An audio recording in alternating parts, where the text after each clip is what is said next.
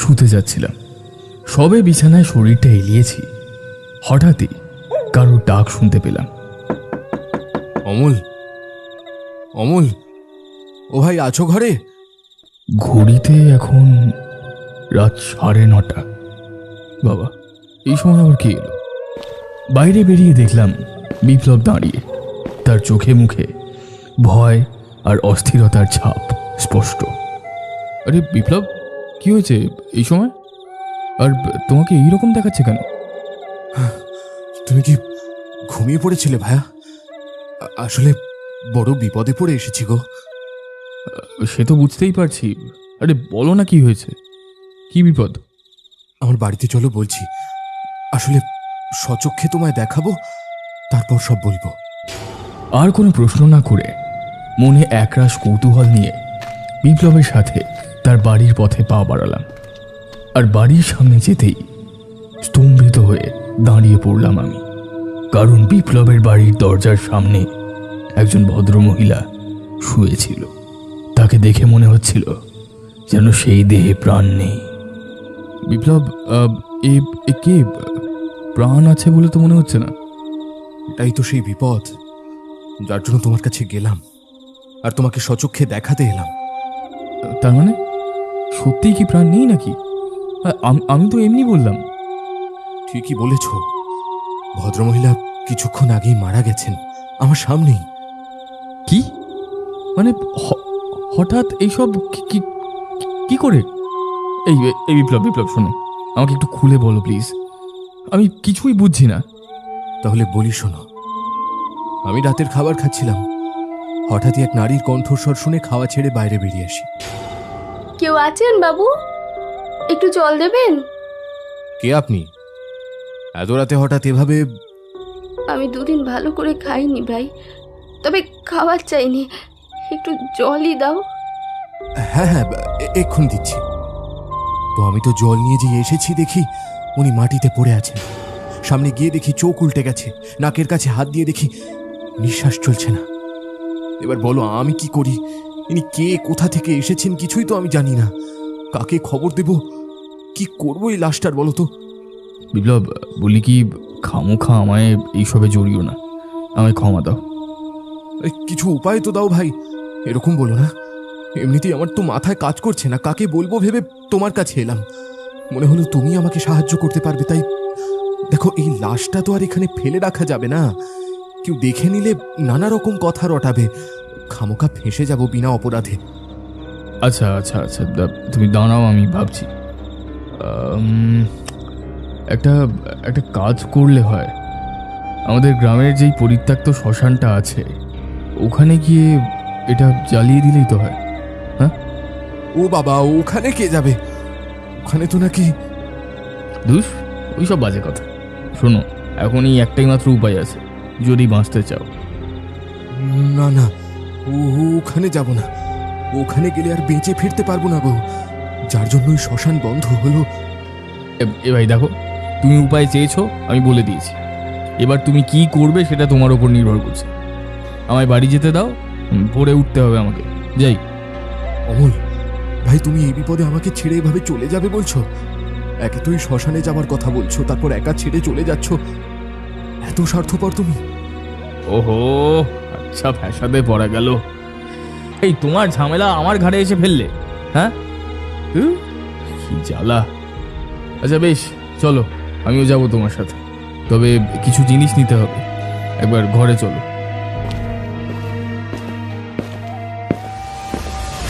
কি, এই লাশটা কই গেল? লাশটা কই গেল? হ্যাঁ, তাই তো, লাশটা গেল কোথায়? এ কি অদ্ভুত কাণ্ড! লাশ তো আর হেঁটে চলে যেতে পারবে না। কি হলো বলো তো? আরে এবার তো আমার ভয় করছে। এ তো অলৌকিক ব্যাপার স্যাপার। এই চলো চলো, একবার খুঁজে দেখি আমরা। চলো। আরে ওই ওই ওই ওই ওই দিকটা খুঁজে দেখি একবার। চলো চলো চলো। চারিদিকে খুঁজে ফেরার পর আমরা আবার যখন উঠোনের সামনে এলাম, দেখলাম লাশটা ওখানেই পড়ে আছে। আগে যেই রকম ছিল এখনো ঠিক সেইভাবেই। এ এ কি এ কি দেখছি বলো তো? ওইখানেই তো পড়ে আছে লাশটা, তবে একটু আগে ছিল না তো। হ্যাঁ, তাই তো দেখছি। আমাদের বোধহয় কিছু ভুল হয়েছিল। আচ্ছা আচ্ছা, শোনো না ভাই, ওইসব ছাড়ো। এসবে মাথা না ঘামিয়ে চলো, লাশটাকে নিয়ে আমরা যাই তাড়াতাড়ি। ঝামেলায় যখন ফেলেইছো, তখন যত তাড়াতাড়ি সম্ভব মেটানো যায় ততই মঙ্গল। আচ্ছা, তুমি এখানেই দাঁড়াও, আমি অটো নিয়ে আসছি। আর দেখো, লাশটা যেন গায়েব না হয়ে যায়। বিপ্লব লাশটাকে আগলে দাঁড়িয়েছিল। হঠাৎ লাশটার মুখের দিকে তাকিয়ে আঁতকে উঠল সে। তার যেন মনে হলো মেয়েটা চোখ খুলে তাকালো একবার তার দিকে। এ কি দেখলাম আমি? না না, আমার মনে ভুল। ও কিছু না, কিছু না। কথাটা বলেই অন্যদিকে তাকিয়েছিল বিপ্লব। ঠিক তখনই ওর হাতটা ধরে কে যেন টানলো, যেন কোনো নারীর হাতের কোমল স্পর্শ। অথচ শুধু সেই আর সেই নারী লাশটা ছাড়া আর কেউ সেখানে নেই। বিপ্লব এইবার নিচে শুয়ে থাকা সেই নারীর দিকে ভয়ে ভয়ে তাকালো। দেখলো মেয়েটার হাতটা নড়ছে। বিপ্লব একবার ভয়ে ঢোক গিলল আর চোখটা বন্ধ করে ওপাশ ফিরে দাঁড়ালো। আর তখনই পিছন থেকে কিছু শুনতে পেল সে, যা শুনে তার হাত পা ঠান্ডা হয়ে গেল। আমাকে ভালো করে দাহ করবে, বেওয়ারিশ লাশের মতো ফেলে রাখবে না যেন। তুমি তো জানো আমি বেওয়ারিশ নই।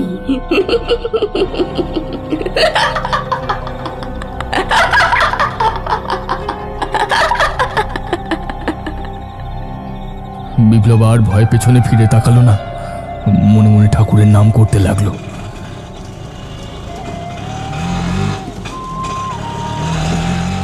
বিপ্লবকে চোখ বন্ধ করে মন্ত্র জপ করতে দেখে আশ্চর্য হয়ে জিজ্ঞেস করলাম, কি রে? আরে আরে কি হলোটা কি ভাই? চোখ বন্ধ করে মন্ত্র জপ করছো কেন? দেখে তো মনে হচ্ছে যেন খুব ভয় পেয়েছো। এই লাশটা যে কত খেল দেখাবে কে জানে। তাড়াতাড়ি চলো ভাই, একে জ্বালিয়ে দিলেই শান্তি। হ্যাঁ হ্যাঁ, চলো চলো চলো।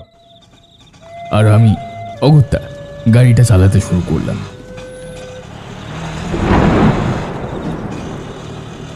ওদিকে আকাশের অবস্থা এখন ভালো নয়, ক্রমাগত বিদ্যুৎ চমকাচ্ছে। এখন বৃষ্টি এলে আর এক ঝামেলা বাঁধবে।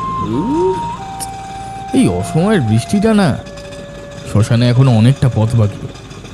দূর, আমার আর ভালো লাগে না। কেন যে এই ভদ্রমহিলা আমার দরজার সামনে মরতে এলো কে জানে। কথাটা শেষ হতেই বিপ্লবের মাথায় যেন কেউ আঘাত করলো মনে হলো। আহ! আহ! আহ! উহ! মাথায় কেউ যেন মারলো মনে হলো। আরে কি হলোটা কি? কে মারবে? তখন একটা বিশ্রী হাসি শুনতে পেয়ে ওদিকে দেখতে লাগলো বিপ্লব।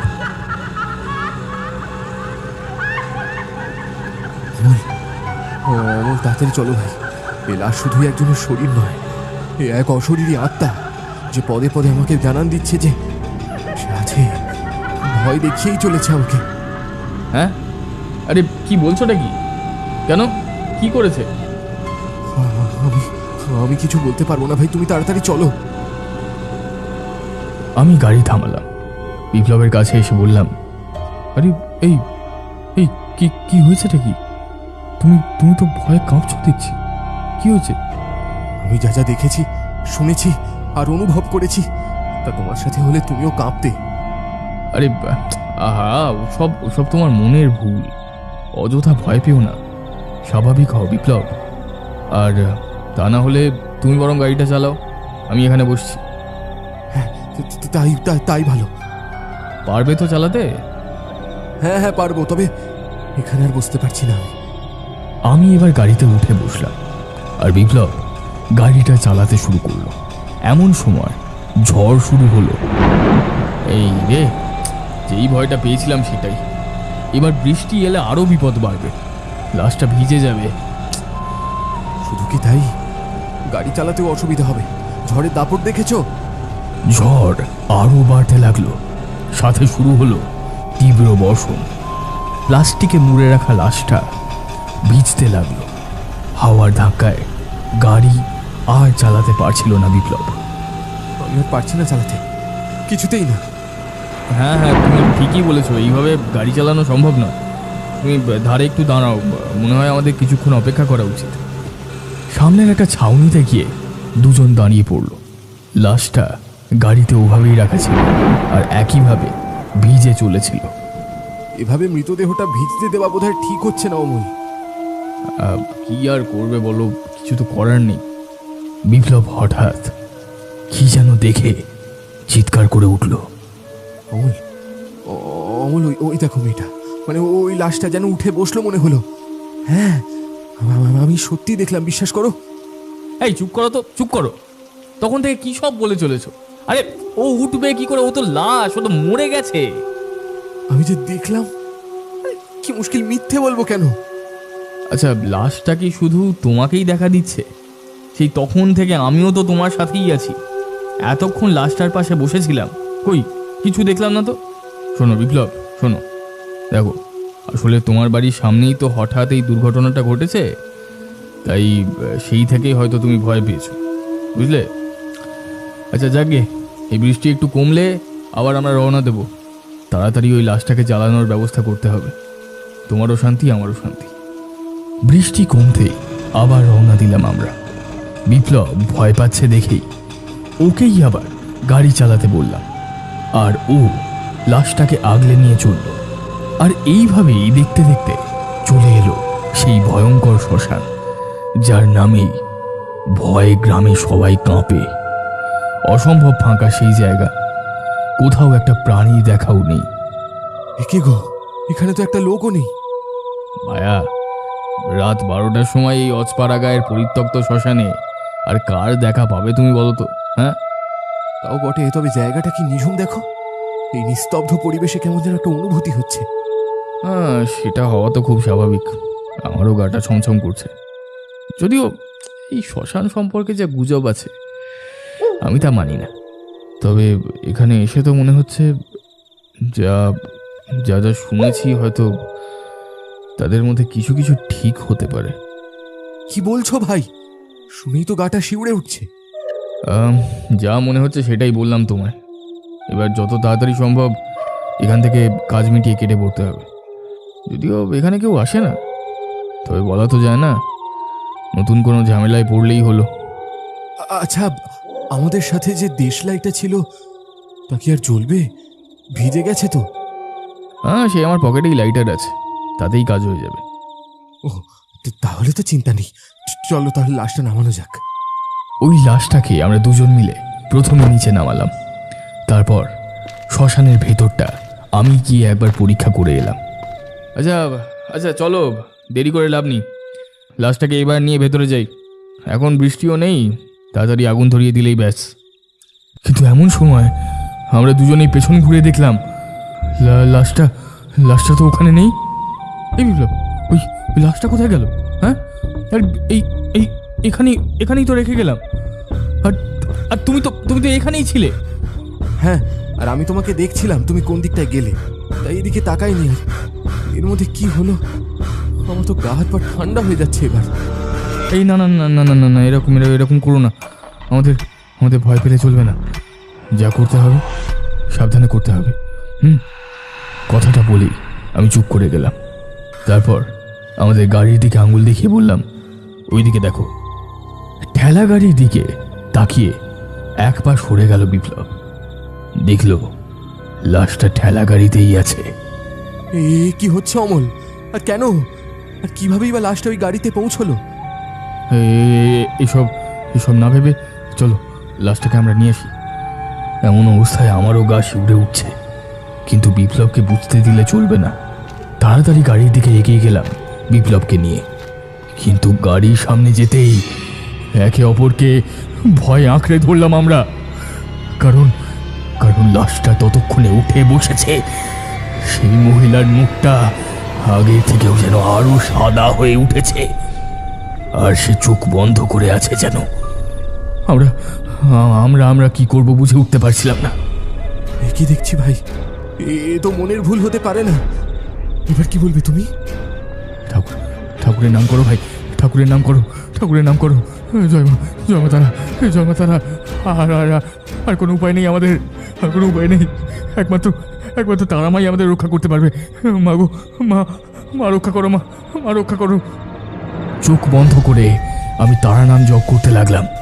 তারপর চোখ খুলে দেখলাম, ওই তো, ওই তো লাশটা শুয়েই আছে, ঠিক আগের মতোই। এই ভাই, ভাই চলো তাড়াতাড়ি, আমাদের কাজ ছাড়তে হবে, চলো। লাশটাকে শ্মশানের ভিতরে তাড়াতাড়ি আমরা দুজনে নিয়ে গেলাম। যাওয়ার পথে আমাদের মনে হলো কারা যেন আমাদের পেছনে আসছে। বিপ্লব পিছনে ফিরেই তাকাতে যাচ্ছিল, কিন্তু আমি বারণ করলাম, এই খবরদার, খবরদার পিছনে ফিরে তাকাবে না। ওরা অশরীরী আত্মা, ওদের জন্যই আজ এই শ্মশান বন্ধ হয়েছে। চলো চলো এখান থেকে, ওই ওই ওই ওই কাঠের উপর রাখি লাশটাকে, চলো। এতক্ষণে চারপাশ থেকে অট্টহাসি ভেসে আসছে। কখনো আবার আমরা মরার কান্নার আওয়াজ শুনতে পাচ্ছি। কিন্তু আমার নিজের প্রতি পূর্ণ ভরসা আছে, আমি এইসবকে ভয় পাই না। কেরোসিন তেলের বোতলটা নিয়ে ঢেলে দিলাম লাশটার গায়ে। তারপর লাইটার বের করে যেই জ্বালাতে যাব, লাশটা কাঠের ওপর উঠে বসলো আবার, আর চোখ দুটো খুলে এক বিশ্রী হেসে তাকালো আমাদের দুজনের দিকে আর বলল, তোরা আমাকে এই বন্ধ শ্মশানে নিয়ে এলি রে। আমাকে মেরে তো ফেলেইছিস, অন্তত দাহটা তো ভালো করে নিয়ম মেনে করবি। এ কি বলছো? হ্যাঁ, কি বলছো? আমরা আমরা কখন মারলাম তোমাকে? তুমি তুমি নিজেই তো বিপ্লবের দরজায় মরতে এলে, আর আর আমাদের বিপদ বাড়ালে।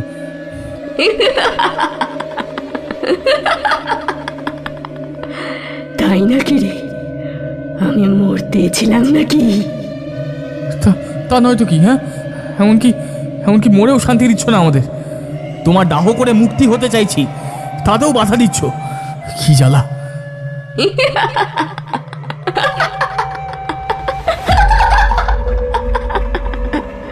সে তো আমি দেবই, অত সহজে তো আমার মুক্তি হবে না রে। তাই তোদেরও মুক্তি দেব না। ওরে ছেলে, কি নাম যেন তোর? তুই তো আমাকে ভোগ করতে নিয়ে এসেছিলি আশ্রম থেকে। এত খিদে তোর যে আমাকে নেগড়ে খেয়েও তোর স্বাদ মিটল না। আমার প্রাণটা কেড়ে নিয়েই তুই শান্তি পেলি। আরে আমার ছোট দুটো বাচ্চা আছে রে, ওদের কে দেখবে? আমায় ক্ষমা করে দাও, ছেড়ে দাও। আমি পাপ করেছি। তখন মাথায় শুধু কুবুদ্ধি ঘুরছিল, কি যে হলো ওই আশ্রমে গিয়ে তোমাকে দেখে, তা কে জানে। তোমার রূপে যৌবনে আমি পাগল হয়ে গেছিলাম। তাই মিথ্যে বলে তোর বাড়িতে নিয়ে এলি, তারপর গিলে খেলি আমায়, আর তারপর লোক জানাজানির ভয়ে গলা টিপে মেরে ফেললি। আর বন্ধুকে গিয়ে মিথ্যে গল্প বললি, একটা খুন করে তাকে সাধারণ মৃত্যুর নাম দিলি। দারুণ গুছিয়েছিলি সবটা, কিন্তু এত অনায়াসে তো তুই পার পাবি না রে ছেলে। আমি যে সব কেটে দেব। তোর জন্য আমার বাচ্চারা অনাথ হয়েছে, তাই তোর কোনো ক্ষমা নেই। এই পরিত্যক্ত শ্মশানেই আজ আমার সাথে তোরও দাহ হবে, তবেই আমার মুক্তি।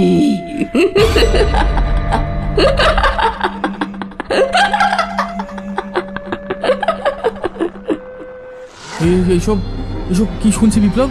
হ্যাঁ, তুমি তাহলে সত্যিই এসব করেছো? একজন নারীর সাথে, এক মায়ের সাথে তুমি এইভাবে? ছি ছি ছি ছি ছি ছি ছি ছি ছি ছি বিপ্লব, ছি! তুমি এটা করতে পারলে? এত নীচ তুমি! আর আর এইভাবে মানুষ খুন করলে তুমি! এক মায়ের প্রাণ তুমি কেড়ে নিলে। হ্যাঁ, ছি! ঘেন্না হচ্ছে তোমাকে দেখে আমার।